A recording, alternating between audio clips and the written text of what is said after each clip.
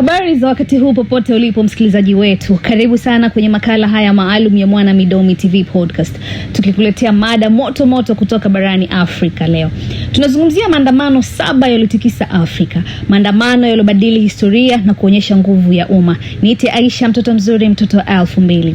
Tunaanza na maasi ya Soweto yaliyotokea tarehe 16 Juni mwaka 1976 kule Afrika Kusini. Wanafunzi wa shule za sekondari walipinga agizo la serikali ya kibaguzi kutumia lugha ya Kiafrikana kufundishia.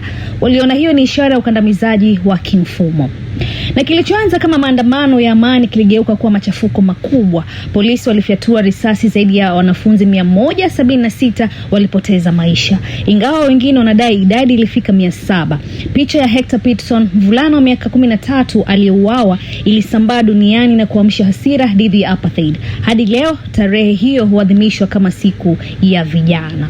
Tukihamia Angola na Msumbiji, kati ya miaka ya 1960 hadi 1970, vuguvugu la ukombozi liliibuka kupinga utawala wa Ureno. Maandamano, migomo na mapambano ya wananchi yalizimwa kwa nguvu na kusababisha vuguvugu la vita vya msituni chini ya Mpalma na Frelimo. Baada ya miaka mingi ya vita vikali, hatimaye ukoloni ulianguka na Afrika ikaandika kurasa mpya wa uhuru. Tukio la tatu ni Jasmine Revolution ya Tunisia mwaka 2010 hadi 2011. Kijana Mohamed Bouazizi alipojichoma moto akilalamikia ukosefu wa ajira na unyanyasaji wa polisi. Taifa zima lililipuka kwa maandamano. Zaidi ya watu 300 walipoteza maisha, lakini ndani ya wiki chache Rais Ben alikimbia nchini. Hilo lilizua wimbi kubwa la mapinduzi Mashariki ya Kati linalojulikana kama Arab Spring. Nchini Misri Januari 25 mwaka 2011, wananchi walijitokeza kwa maelfu katika uwanja wa Tahrir wakitaka Rais Hosni Mubarak aondoke. Maandamano yalidumu kwa siku 18 licha ya mabomu ya machozi na risasi. Mwisho wa yote Mubarak alijiuzulu. Japo changamoto zilibaki, maandamano haya yamebaki kuwa mfano wa nguvu ya watu. Mwaka 2018 hadi mwaka 2019, Sudan ililipuka. Maandamano dhidi ya kupanda kwa bei yaliyoongozwa na vijana wataalamu wa Sudan yalimlazimisha Rais Omar al-Bashir kuondoka madarakani baada ya miaka 30.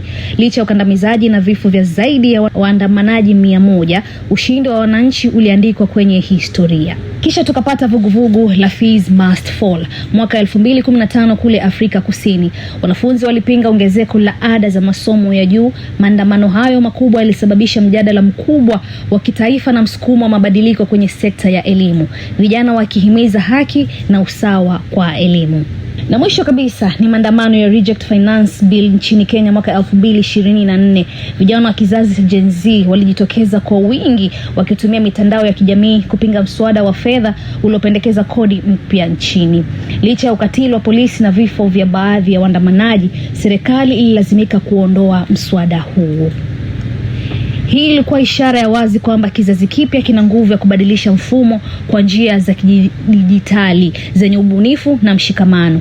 Na hapo msikilizaji wetu, tunafunga makala haya ya kipekee. Maandamano haya yameonyesha kuwa Afrika haikubali kunyamazishwa. Kutoka Soweto hadi Nairobi, sauti za wananchi hasa vijana zimeendelea kuwa sauti ya mabadiliko. Usikose kufollow, kulike na kushirikiana na makala hii kwa wengine. Hadi wakati mwingine, asanteni na kaeni salama.